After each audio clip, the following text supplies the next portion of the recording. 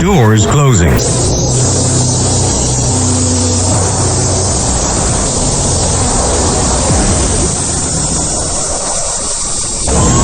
now, something completely different. Happy Hour. Happy Hour. Call from. This is Kastanes. What's up? This is Hoppe Hour. I am your host, Ryan Hoppe. And from the Vanished Chicagoland online brand and the Vanished Chicago Stories, the podcast, the one and only Pete Kastanes is on Hoppe Hour. What's up, my man? I'm doing great. How about you?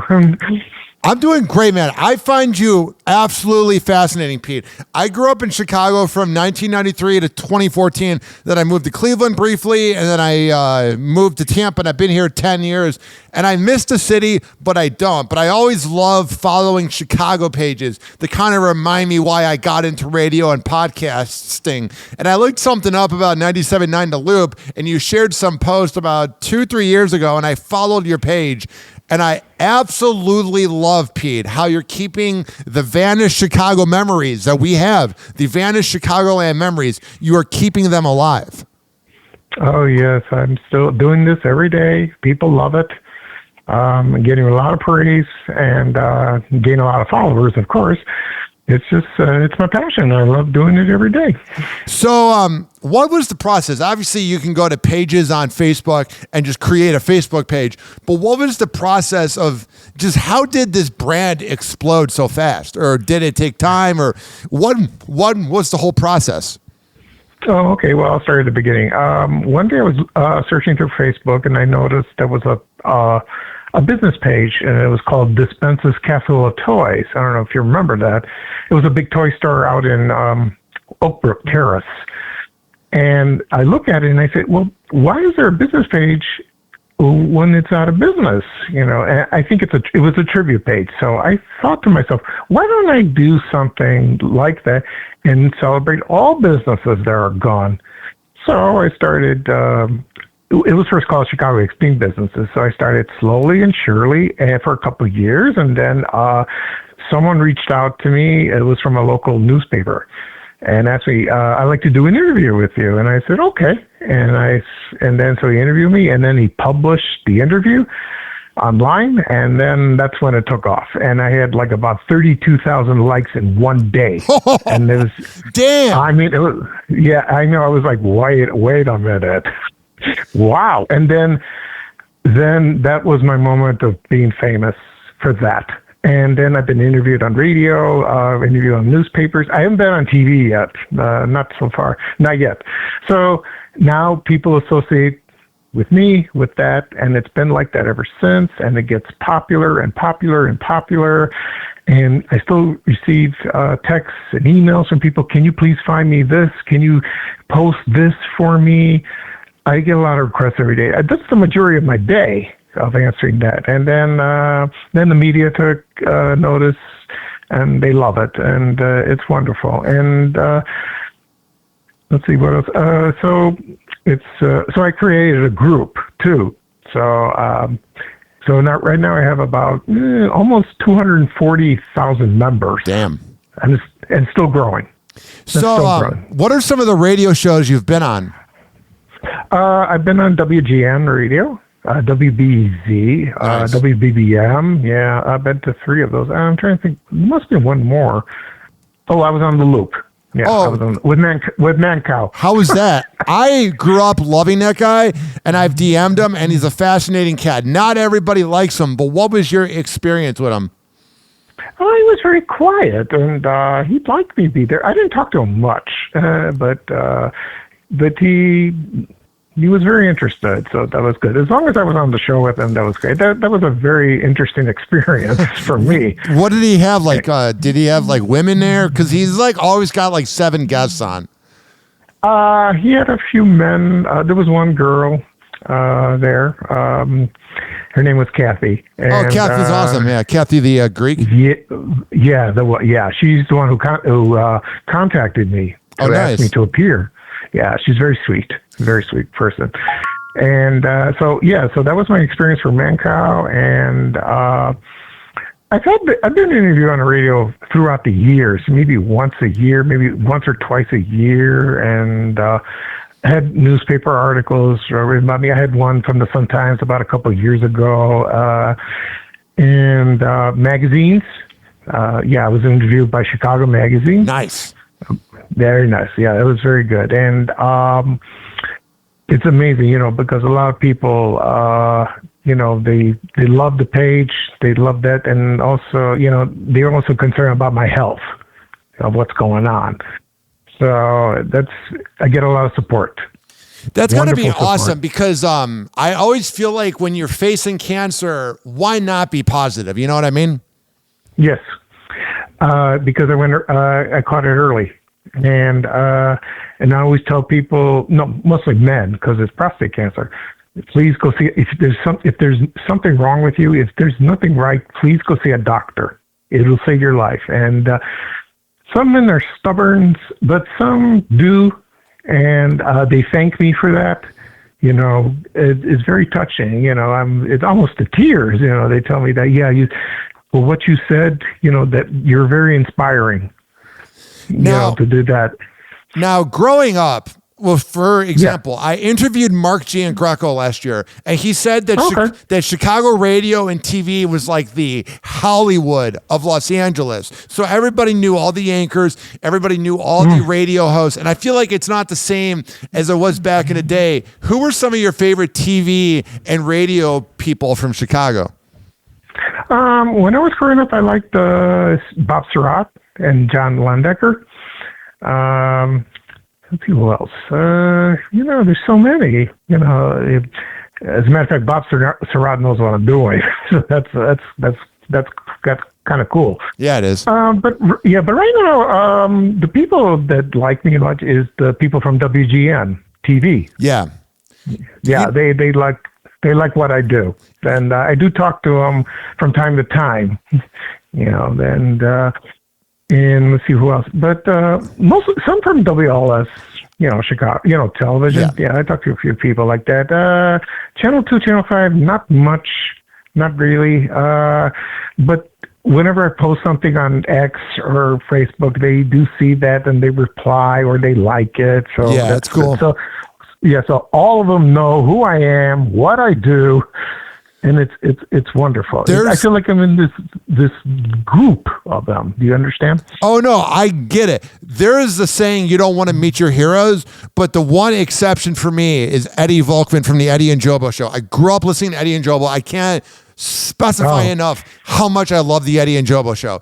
And I sat in on Eddie Volkman's show at Star 96.7 back in like August, and he's done some liners for me, and it's so cool. I bet you have the same feeling about Bob Surratt. It's so cool when you actually meet a hero that's like a big supporter and fan, Oh, yeah, it's great. And I do talk to Eddie on Facebook. He's great. I love Eddie. He is wonderful man indeed. Because I talk about his dad, Harry Volkman. He did the weather. So Eddie, sometimes he posts something, I say something funny. Yeah. In the comments, he starts laughing at me. We communicate. He's a wonderful man. He really is. He's a good guy. Where did you grow up in Chicago? Actually, I grew up in 3 neighborhoods in Chicago on the South Side. One was South Shore. I lived there when I was 6. Then I moved to Roseland for 5 years because my dad owned a property there. We lived in an apartment building above a shoe store. And then in 1974, I moved to Ashburn, that's on the South Side, and lived there for about 25 years.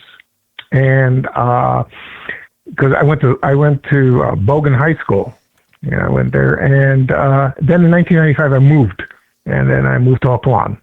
So I'm a suburbanite. I've been a suburbanite but most of my life I've been a Chicagoan, a true Chicagoan. I've always been. I'm from Arlington Heights. I went to Hersey High School, Thomas Middle School, Patton, and did you ever have any experience in the Heights?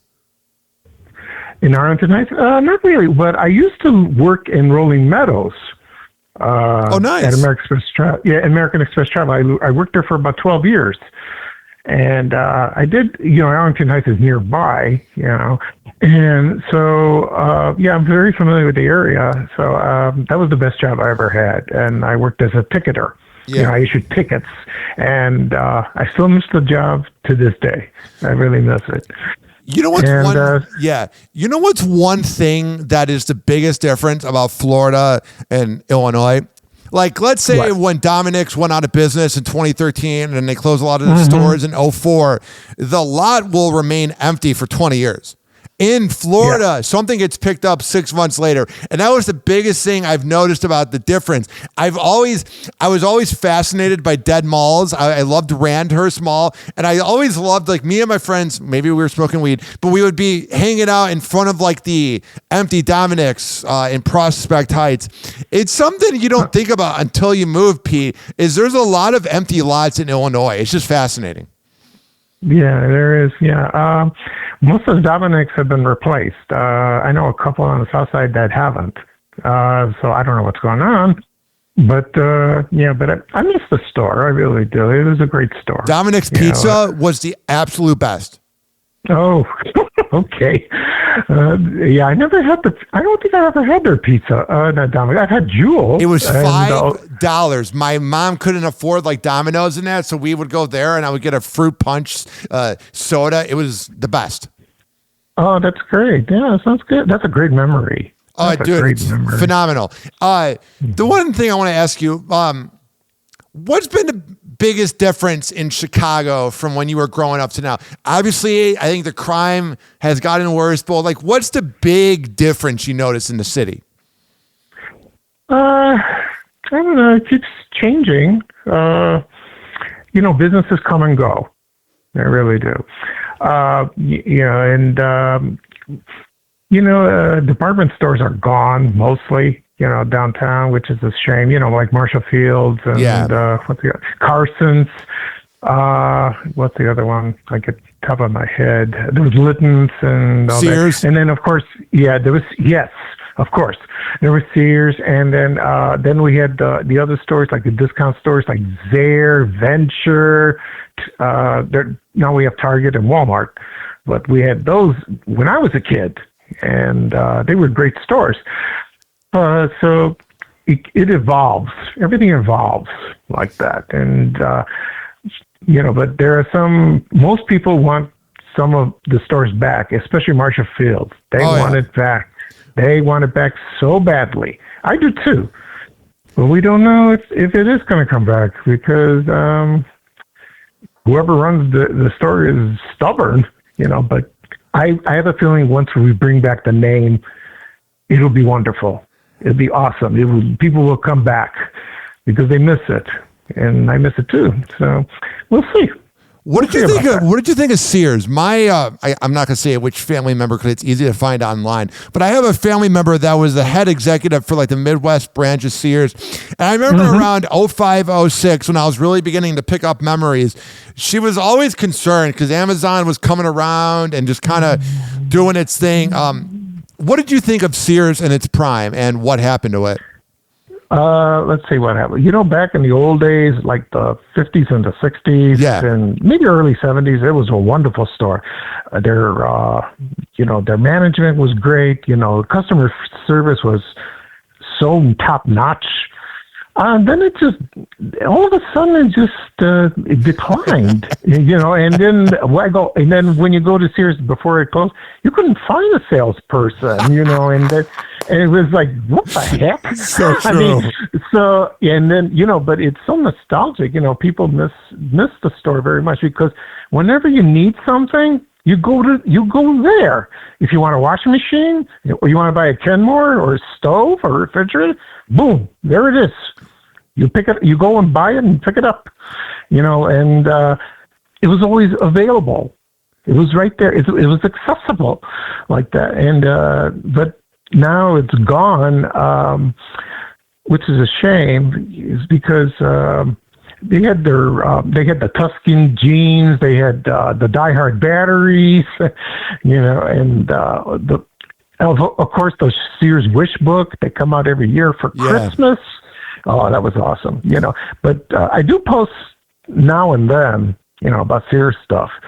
because the last one closed in Woodfield in Schaumburg. That was the way I got into Whitfield, was either that or Carson's.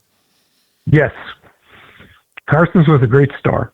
Very good store. It was like it was a little less expensive than Marshall Field's, but their quality was wonderful. It was top notch. It was great. And like I said, if you need something at Carson's, you go right there, pick it up, buy it, take it home. Now, that's how it was. I love deep dish pizza, but I'm more of a thin crust fan. What is your take on Chicago pizza? Oh, I like all pizza. Deep dish is fine. Thin crust is fine. As a matter of fact, one of my favorites is Vito and Nick's. That's on 85th and Pulaski in Chicago, because I used to live in that old neighborhood. I went there maybe a couple of years ago. People flock there all the time because it's very unique. They don't accept cash. And it's something different. It's very good. And but pizza I love, if it's thin crust, thick crust, deep dish, stuffed, I'm all for it. My favorite toppings is just sausage and pepperoni. That's it. Yeah. Oh, yeah, you don't like fruit? No fruit? Fruit? Oh, on the pizza? You mean like pineapple? Yeah. I tried it once, but it tasted strange. But I have an open mind. I'd like to try it again. It's not bad, but I'm not going. Like, I've had pineapple pizza be dropped off in my radio jobs over the years, and it's like edible, but I would never order it. You know what I mean? I think so. But I'll try it someday. But we have some good pizza places, especially near my house. So. You can't find it anywhere else. Yeah. What are your favorite memories of like Chicago sports over the years? Well, sports, I'm not much of a sports fan. Oh, really? But, not really. But when I go to a game, like for example, I've been to a Hawks game, and I've been to the Cubs. And if you're there, the experience of watching the game is great. I love that. On TV, it's kind of dull, but when you're at the game and with the crowds and you see the players, that's kind of exciting. That's very exciting. I had a good time there. I really did. And it's not the same on TV because you have the announcers, they're talking, and they have the commercials and all that. But when you're at an actual game, it doesn't matter what sport, the Bulls, the Hawks, the Bears, there's nothing like it. No, there's nothing like it. I cannot ask a person who's from Chicago that grew up in the 70s, I cannot ask them and I cannot interview them without asking this. What was your experience with Disco Demolition? Were you at it? What's your experience with it? Well, here's the story. It happened in July 1979. The thing is, me and my family, we were in Greece. Oh, wow. On vacation. Wow. Yeah, we were in Greece, and I had no idea what was going on. But my brother received a letter from his friend in Greece and told him about it. And we had no idea. But when we came back, like late August, my old neighborhood, everyone was talking about it. The kids in high school that I went, Bogan, they went to that, and it's like, and they said, "Pete, you missed the biggest thing you ever had." Well, how was I supposed to know? My mom wanted to go to Greece, and I didn't want to go anyway, but we did, and we stayed for 2 months, and so I missed the entire Disco Demolition. And I talked about it on my podcast, and I do post pictures of that. And on the podcast, I explained my experience of that, of not knowing about it, and that was fascinating. So. It's a shame I missed it. No, I was born in 93, so I didn't get to hear the Loop in its heyday, but I've heard a lot of it online. But Jonathan Brand, Johnny B's second run on 97.9 The Loop in 05, and then when Dahl was on Jack FM and WCKG, both of those guys, dude, defined radio for sure. Oh, that was great times. I listened to WCKG all the time. I listen to all radio stations, when there's rock music. That's my favorite type of music. So when I was growing up, when I was in high school, we had the Loop, and we also had WMET. That was 95.5 FM. and also WLSFM. Then B96, then right? B96. I did listen to B96 in the early '80s, and that was a fun time. That was a fun time. I loved that era. I used to listen all the time because music was changing. So, and I was there when WLSFM turned into WDAI, and it turned into the disco station. Yeah. And then it went back to rock about a couple of years later. So I was there when I listened to all that. You know what I've heard about? Z95 is what I've heard about too. Yes. I did listen to that. I really did. It wasn't on very long, but yeah, I remember that very well. Well, from what I've read, because I'm a huge, like how you love the past about Chicago, I love radio and Chicago radio, so I've listened to a lot of stuff online, and I believe it was, his name was Jason Barsky, came to Chicago and tried to take out Eddie and Jobo, but that was kind of when Eddie and Jobo were first beginning, because Eddie was doing mornings by himself for a few years, and he told me, and he said it on my show, and he told me in person that having Jobo was the perfect kind of like almost like devil to angel on your shoulder, because Eddie's a very clean cut, classy guy, and Jobo's a little more unpredictable, you know? Yeah. Yeah, I did listen to those guys. Actually, I'm friends with them. I'm friends with Jobo on Facebook. Jobo's hilarious. Amazon package of the day. I love it. Every day you get to see what Jobo bought on Amazon. And I love the comments. He never responds, but he'll post something to like troll people, and then like 70 Karens will be like, Jobo. It's amazing. Oh, that is beautiful. Absolutely beautiful. Now, in your whole lifetime, before I let you go, what is your absolute favorite thing about Chicago? My favorite absolutely thing, this is kind of strange because, I have the page. I love doing that. That's my passion. But, every year, you see, I'm a comic book fan. Yeah. I'm a huge comic book fan. And I go to what's it called, Fan Expo in Rosemont every August. Oh, nice. Yeah, I go every year. I've been doing that for almost 30 years. I'm going there. I just love because it's a great place to escape. Look at comics. They have celebrities there. It's just it's like Disneyland there. That's what it is. And I'm 61 years old. I'm still doing this stuff. But I enjoy it. I really do, because I'm a huge fan of that. And in other things like in Chicago, we have so much culture. There's so many beautiful things to see. So many things to learn. That's what's great about that. And you meet the people. The people are wonderful. Now, they really are. Before I let you go, do a quick plug. Tell everybody about everything you're up to. Okay.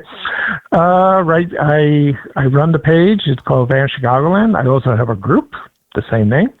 I also have a podcast. It's called Van Chicagoland Stories, the podcast. You can find it on Spotify, Apple Podcasts, Amazon Music, any app that has podcasts. I also have a YouTube channel. You could find that.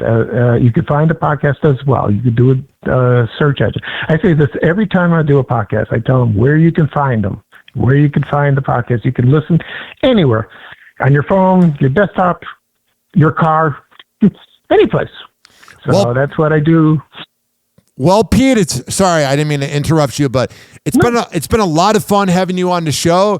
I'm coming to Chicago in May for I can't believe it, my 2007 born cousin is graduating high school. So I decided I had a free plane ticket kind of deal to fly out. And I was like, why not fly out for that? So I'm going to be in Chicago for my cousin's high school graduation. So if you're free, I would love to get coffee and meet you. Oh, that'd be wonderful. Yeah, that'd be great. We can get together. We could talk.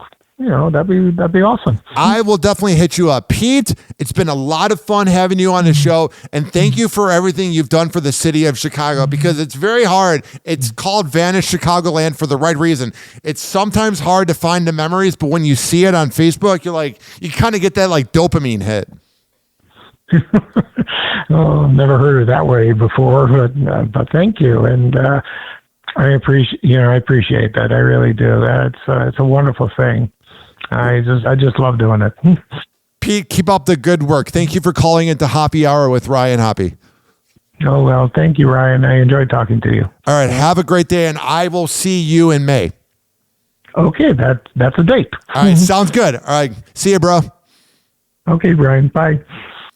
And that was Pete Kastanes of the Vanished Chicagoland brand and Vanished Chicagoland Stories, the podcast, as he called into Hoppy Hour. Now, I grew up in Chicago from 1993 to 2014. I was huge into radio. I listened to Eddie and Joe, Jonathan Brandmeier, Drex, Steve Dahl, Rover, Opie and Anthony, Roe and Gary. Can you tell I liked radio? So I interned at Dance Factory Radio and was on air with Louis 2 Live. Then I was on WNUR 89.3 FM. I snuck into Northwestern University while going to the Illinois Media School, which is great. Then I was on WHCM 88.3 Harper College Radio. And I also interned with Steve Dahl, who's the GOAT. So here's the thing, ladies and gentlemen, boys and girls, is my show is built for you, Chicago. I have two versions. One where I do radio interviews and talk to people like Pete, and I've interviewed Mark Giangracco. I have a whole archive of it. So here's the deal. Go to every single major platform that has a podcast and search up Hoppy Radio, HOPPE Radio. And I'm on all social media at Ryan Hoppy Radio. This has been Hoppy Hour. I am your host, Ryan Hoppy, and I expect you to tune in, Chicago. TikTok, clocks a juke, we're playing cruel pranks. Hoppy's hour almost done, feels like robbery in banks. Ryan Hoppy on the mic, dropping wisdom through streams. Syndicated sorrow, now it's time to shatter dreams. Oh, the Hoppy Hour is coming to a close. Radio waves fading like a wilted rose. Laughter and joy dissolving in the air, but we'll keep the rhythm. Oh, life's just so unfair.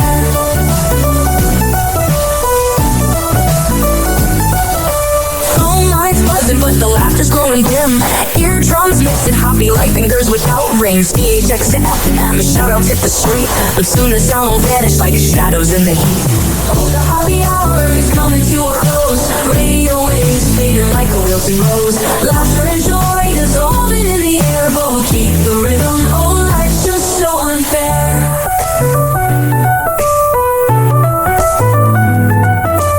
Phone lines buzzing, but the laughter's growing dim.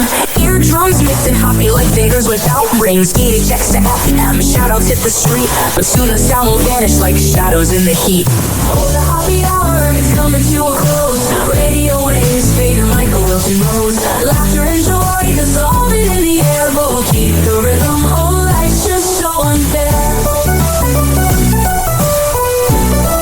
Oh, life's just so unfair.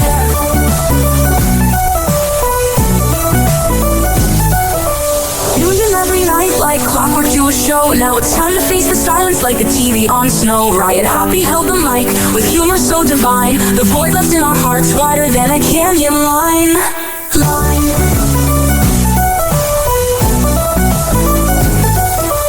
Empty speakers silent, I'm coming to an end. Like a roller coaster stopping round the river's bend. Hoppy jokes and jabs, these are daily grind. Now silence louder than the thoughts we can't rewind. Oh, the Hoppy Hour is coming to a close. Radio waves fading like a wilted rose. Laughter and joy dissolving in the air, but we'll keep the rhythm. Oh, life's just so unfair. The Hoppy Hour is coming to a close. Radio waves fading like a wilted rose. Laughter and joy dissolving in the air, but we'll keep the rhythm. Oh, life's just so unfair. Hoppy Hour. Hoppy Hour.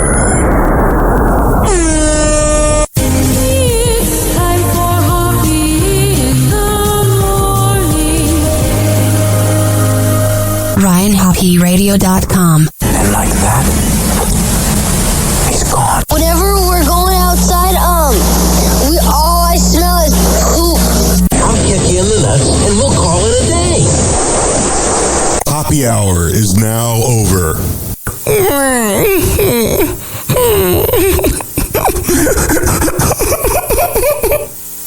Happy Hour is now over. Game over.